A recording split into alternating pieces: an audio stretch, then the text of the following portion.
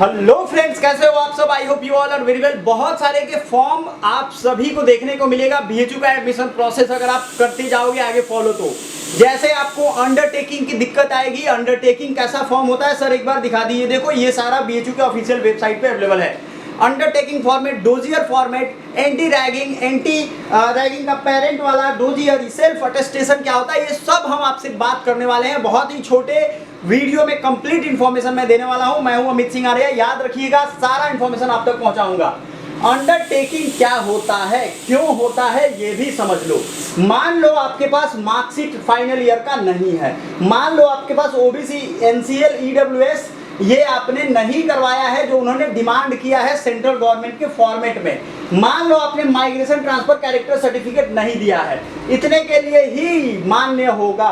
बहुत सारी यूनिवर्सिटी, ध्यान रखिएगा, पहले बीएचयू का भी ये था, पहले नियम था कि ये सब मान्य, वो एससी एसटी का सर्टिफिकेट अगर नहीं होगा तो वो इसका नहीं देंगे, सिर्फ ओबीसी, एनसीएल और ईडब्ल्यूएस का देंगे। ये याद रखिएगा, किसी तरीके की जोर जबरदस्ती यहाँ नहीं चलने वाली है। सिर्फ ओबीसी एनसीएल जो कहा जा रहा है, जो आपके फॉर्म में कहा गया है कि आपको 31 मार्च 2025 के बाद का बना होना चाहिए, तो कुछ नहीं यार, वही डॉक्यूमेंट तो अपडेट करवाना है।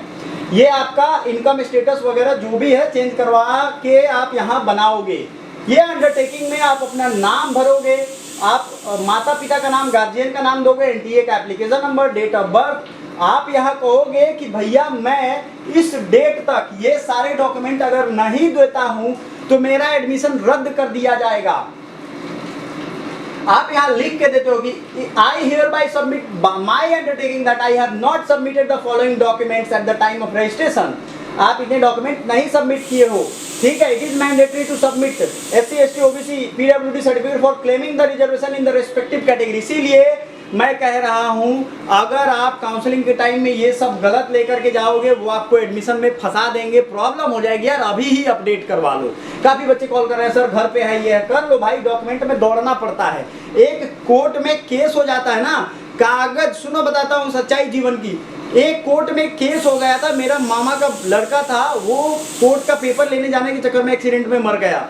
समझ में आ रहा है ना। तो ये प्रॉब्लम होती है। पेपर के लिए सावधानी बरतें प्लीज। मैं इसलिए नहीं कह रहा हूँ कि कोई ये हड़बड़ी में कोई भी काम मत करिए, ये आपके लिए नुकसान पहुंचा सकता है, ये याद रखिएगा। तो आपको अंडरस्टैंड करना पड़ेगा ये चीज। आप अगर ये सब दे दोगे तो डेडलाइन के पहले, तो आपका एडमिशन पक्का रहेगा। डेट प्लेस वो भरवा लेते हैं। ये हो गया। अब समझाता हूँ आपको वो चीज दूसरा जो आप चाहते हो, सभी बच्चे चाहते हैं, ये सब आपका अवेलेबल है। सारा डॉक्यूमेंट एक एक करके हम दिखा रहे हैं आपके लिए। एक और आने वाला है डोजियर का फॉर्म, एफिडेविट, एंटी रैगिंग और गार्जियन, ये दो लोगों का आएगा। एक जो है आपका होगा, ये इस चीज की गारंटी देता है कि हम अगर किसी भी रैगिंग वाले काम में रहते हैं तो हमारा एडमिशन खत्म कर दिया जाएगा, रेस्टिकेट कर दिया जाएगा। इतना बड़ा बोल बच्चन पढ़ने का सिंपल सा मतलब यही है कि अगर हम कुछ करते हैं, I have in particular perused the clause 3 of regulation and as aware as to what constitute ragging. Ragging क्या है, इसकी पूरी काउंसलिंग होती है। आप बीएचयू रैगिंग फ्री कैंपस है, वहां जब जाओगे तो ये सारा आपको समझाया जाएगा। ये भर के दे दोगे रैगिंग या रैगिंग के किसी काम में हम सम्मिलित होंगे तो हम जाएंगे। आपका जो केस होगा वो इलाहाबाद हाई कोर्ट में लड़ा जाएगा, ये भी ध्यान रखिएगा। तो ये डिक्लेरेशन डेट के साथ आप दोगे, आपके पिताजी देंगे, ऑफिस से ये वेरीफाई होगा। ओथ कमिश्नर यहाँ सब सेटिंग बैठा हुआ है, ये सब हमने भर के दिया हुआ है, ठीक है। इसलिए कॉलेज में जब झगड़ा होता था तो झगड़ा एक तरफ है, कोई भी ये नहीं चाहता था कि भाई हमारा रैगिंग वाले मामले में नाम आए। यूजीसी से टीम आती है बीएचयू में चेक करने, मैंने देखा हुआ है खुद अपने सामने। तो ये रैगिंग का ये टेंशन मत लेना, आप भर के फॉर्म आराम से दे देना, कुछ नहीं है इसमें। एक बच्चे का सवाल है कि सर सेल्फ अटेस्टेड करके देना है एक एक कॉपी, डेफिनेटली देना है। भारत सरकार का ये रूल हो गया है कि अब डॉक्यूमेंट आपको अपने सेल्फ अटेस्टेड करके ही जमा करना है किसी भी ऑफिस में, अगर जरूरत पड़ी तो। बीएचयू में जाओगे आपको वो बोलेंगे कि भाई फॉर्म भर के आप जो भी एप्लीकेशन नंबर है उसके नीचे अपनी साइन करो। एप्लीकेशन फॉर्म मान लो ये है कि एग्जाम्पल के तौर पे इस पे नहीं साइन करना है, एप्लीकेशन फॉर्म के नीचे साइन करो, आपके मार्कशीट पे साइन करो, आपके सर्टिफिकेट पे साइन करो, एडमिट कार्ड पे साइन करो, नीचे आपको अपना नाम साइन करते जाना है। सेल्फ अटेस्टेड वाला काम फिनिश। अब आते हैं डोजियर फॉर्म। डोजियर फॉर्म का जो बच्चे घूम रहे हैं कि सर डोजियर क्या होता है, डोजियर क्यों होता है, पहले ये समझ लो तो समझ जाओगे क्या होता है।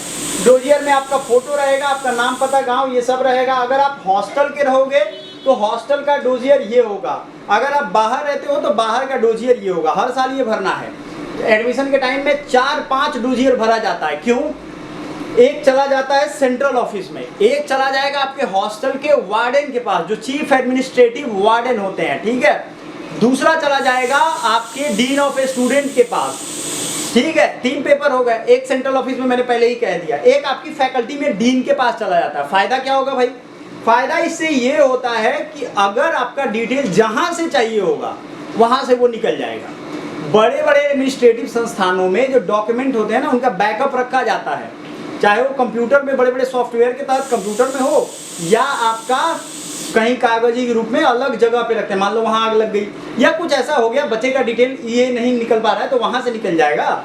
एक एक जगह पे ये रहता है सारा कागज, इसलिए दिया जाता है कि बच्चे ने कुछ गड़बड़ी की या उसके साथ कोई एक्सीडेंट हो गया, उसकी पहचान नहीं हो पा रही है, तो सारा डिटेल यहाँ से निकल जाएगा। किसी भी अच्छे काम में या बुरे काम में सारा डोजियर आपको भर के देना पड़ता है, ये काम आता है, याद रखिएगा। अगर मान लो कि ये ऑफिस यूज के लिए है कि प्रीवियस सेशन में अगर आप बीएचयू का स्टूडेंट हो तो पुराना हिसाब किताब यहाँ लिख के देना है, block number, room number, city delegacy अगर बाहर रहते हो तो, ठीक है ना। आप कौन से कोर्स में एडमिशन लेने वाले हो, ये सब कौन से ईयर में सब्जेक्ट ग्रुप है, ये सब भर के दे देना है, फोटो चिपका देना है मस्त। यूईटी पीईटी का रोल नंबर आपको दे देना है, आपको बता देना है अपना सारा डिटेल, गार्जियन कौन है, गार्जियन के साथ रिलेशन क्या है, father mother name, medical problem कोई है ये भी आपको यहाँ से बताना पड़ेगा। इलाज बीएचयू में आपको मालूम है ना, महंगे महंगे इलाज भी फ्री में हो जाते हैं, तो ये सारा काम आपको करना पड़ेगा। अब जो है police station, name of the nearest railway station, local address, ये सब आपको यहाँ देना पड़ेगा अगर आप बाहर रहते हो। अच्छा, पहले अगर आप कहीं रेस्ट्रिक्टेड हो, डिबार्ड हो, एक्सपेल्ड हो, यस नो में भर के वो डिटेल देना पड़ेगा। घर का अगर वाराणसी से बाहर रहते हो, इनसाइड वाराणसी, ये सारा डिटेल दिया आपकी सुरक्षा के लिए ही है। इसके पहले भी हमने पूरा एडमिशन का प्रोसेस वाला वीडियो बना दिया है, जरूर देखिएगा। Thank you so much.